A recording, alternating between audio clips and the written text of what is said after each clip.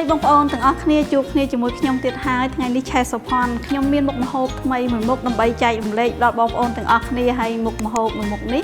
រំលឹកពីអតីតកាលរបស់ខ្ញុំផងដែរកាលពីមុនដែលយើងអត់សូវមានលុយវាតែងតែនៅជាមួយខ្ញុំគ្រប់ពេលតែម្ដងបងប្អូនអញ្ចឹងបងប្អូនចង់ដឹងថាមុខម្ហូបមុខនេះខ្ញុំចម្អិនបែបណាតោះទៅមើលពីរបៀបចម្អិនរបស់ខ្ញុំទាំងអស់គ្នាបងប្អូនឥឡូវយើងមកមើលពីរបៀបចម្អិនទាំងអស់គ្នាគ្រឿងផ្សំរបស់យើងអត់ចោលទេម្ទេសនេះសំខាន់មែនទែនសម្រាប់ម្ហូបមួយមុខនេះសម្រាប់ខ្ញុំបងប្អូនឥឡូវនេះយើងចាប់ផ្ដើមឆាតែម្ដងដាក់ប្រេងចូល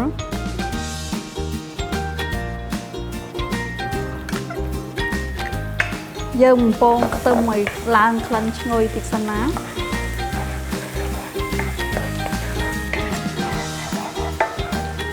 ពេលខ្ទឹមយើងក្រហមឲ្យឡើងក្លិនឈ្ងុយហើយខ្ញុំថែមម្ទេសបងប្អូនចង់បុកក៏បានបុកជាមួយខ្ទឹមសក៏បានហើយហាន់ដូចខ្ញុំចេះក៏បានដែរប៉ុន្តែខ្ញុំហាន់បែបនេះដោយសារពីមុនមកខ្ញុំធ្វើបែបនេះបងប្អូនយើងហាន់អញ្ចឹងហើយបានយើងដាក់ឆាពេលដែលម្ទេសខ្ទឹមយើងឡើងក្លិនឈ្ងុយបានល្អហើយខ្ញុំបន្ថែមជាមួយនឹងសាច់ជ្រូក3ជាន់ដែលយើងច្រាំទុកហ្នឹងណាយើងដាក់ចូលមកកាលពីមុនខ្ញុំអត់ប្រើសាច់ស្រស់អញ្ចឹងទេបងប្អូនជំនាន់មុនហ្នឹងយើងអត់មានទូទឹកកកអត់មានអីដូចឥឡូវទេអញ្ចឹងហើយពេលដែលខ្ញុំឆាខ្ញុំទិញសាច់មកហើយខ្ញុំត្រូវប្រឡាក់ទុកបន្តិចសិនបន្ទាប់មកទៀតបានខ្ញុំយកសាច់នឹងយកមកឆាច្រាំឆាតាមក្រោយអញ្ចឹងណាវាមានរសជាតិឆ្ងាញ់មួយបែបម្នាក់ទេបងប្អូនជាមួយនឹងសាច់ស្រស់របស់យើងណាបន្ទាប់ពីសាច់ជ្រូកយើងរៀងឆ្អិនបន្តិចហើយបងប្អូនវាអត់តាន់ឆ្អិនល្អទេតែវាឆ្អិនបន្តិចហើយយើងចាប់ដើមវៃគ្រឿងចូលទៀតស្ករសម្សៅស៊ុបប៊ីចេងទឹកត្រីប្រេងខ្យង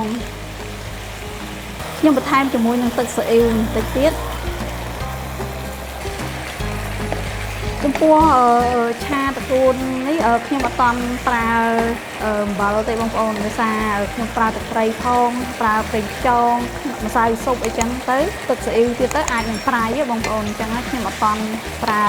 អំបិលទេបងប្អូនបន្ទាប់ពីសាច់របស់យើងឆាឆ្អិនហើយរសជាតិក៏ល្មមផងដែរបងប្អូនអញ្ចឹងហើយខ្ញុំចាប់ផ្ដើមដាក់តកួនរបស់យើងចូល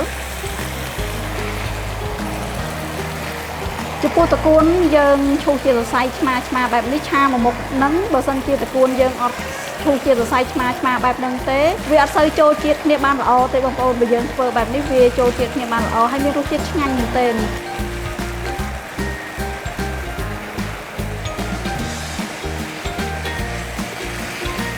ឆ្អិនហើយបងប្អូនឆាតកួនរបស់យើងទំនងមែនទែនក្លិនវិញឡើងឈ្ងុយ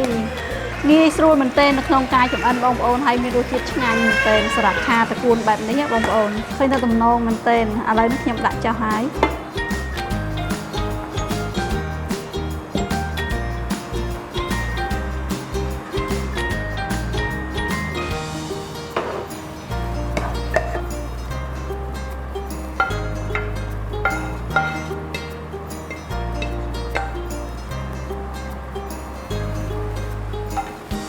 សាមញ្ញងាយមែនទែនបងប្អូនសម្រាប់បងប្អូនអាចនឹងសាមញ្ញមែនទែនប៉ុន្តែសម្រាប់ខ្ញុំវិញមុខម្ហូបមួយមុខនេះគឺរំលឹកពីអតីតកាលរបស់ខ្ញុំតែម្ដង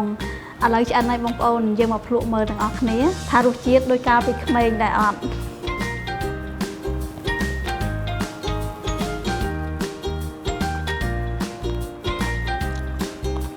ឆ្ងាញ់មែនទែនបងប្អូនសម្រាប់មុខម្ហូបមួយមុខនេះគឺរសជាតិនៅដដែលកាលពីមុននឹងឥឡូវអត់មានផ្លាស់ប្ដូរទេអរគុណបងប្អូនទាំងអស់គ្នាសម្រាប់ការតាមដានទស្សនាបងប្អូនកុំភ្លេចជួយ like comment share វីដេអូរបស់ខ្ញុំឲ្យបានច្រើនផងណា